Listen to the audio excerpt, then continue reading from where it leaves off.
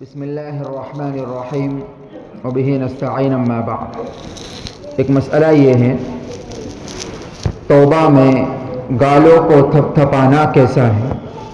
کچھ لوگ نماز کے بعد توبہ اور استغفار کرتے ہوئے اپنے دونوں ہاتھوں سے اپنے گالوں کو تھپ تھپاتے ہیں، ہلکے سے ٹپلی مارتے ہیں، کچھ لوگ کان بھی کھینچتے ہیں۔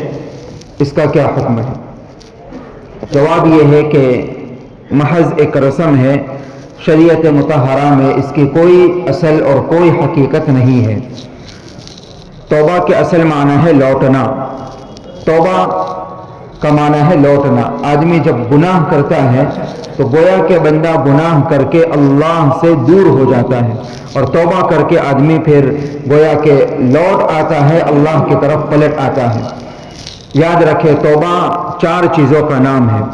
نمبر 1، جو گناہ ہو رہا ہے فوری طور سے اس گناہ کو چھوڑ دے۔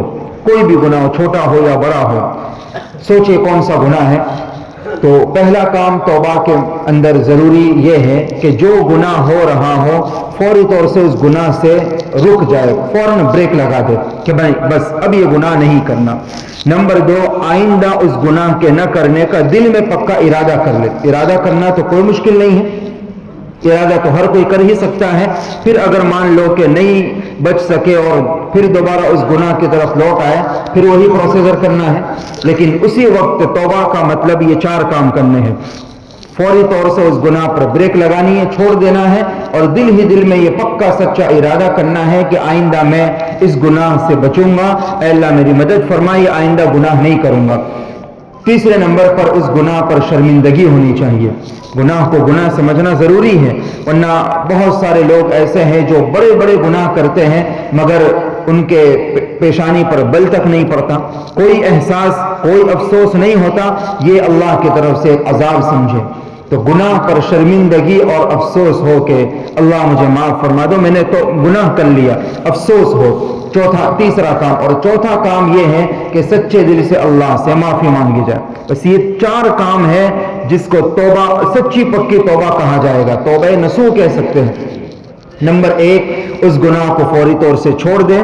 نمبر 2، آئندہ نہ کرنے کا پکا ارادہ کر لیں۔ نمبر 3، اس گناہ پر افسوس ہو، ندامت، شرمندگی ہو۔ اور نمبر 4، اللہ سے سچی پکی معافی مانگ لے۔ بس یہ ہو گئی توبہ۔ اور ایک اور چیز 5ویں نمبر پر علماء نے یہ بھی شامل فرمائی ہے کہ اگر وہ گناہ ایسا ہو کہ جس کی قضا لازم ہو یا کفارہ لازم ہو تو پھر توبہ میں یہ 5ویں چیز بھی ضروری ہے۔ پھر یہ 4 چیزوں سے کام نہیں چلے گا۔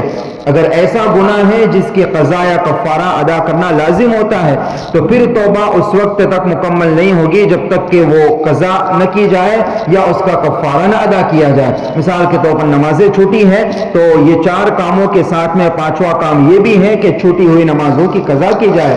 یا اسی طرح اگر کسی کا حق مارا ہے، بہن کو حصہ نہیں دیا ہے، تو اس کا حق ادا کرنا ضروری ہے۔ 5ویں نمبر پر یہ بھی شامل ہے توبہ میں۔ تو ان 5 چیزوں کا نام گویا کہ کل ملا کر توبہ ہے۔ بس ان چیزوں کے کرنے کو اصل سچی پکی توبہ کہا جائے گا، ورنہ دیگر چیزیں، ہاتھ تھپ تھپانا اور کان وغیرہ کھینچنا، یہ ایک محض رسم ہے، اس سے بچنا چاہیے۔ جو چیزیں شریعت اور سنت سے، کتاب و سنت سے ثابت ہو وہی معتبر سمجھی جائے گی۔ واللہ اعلم بالصواب۔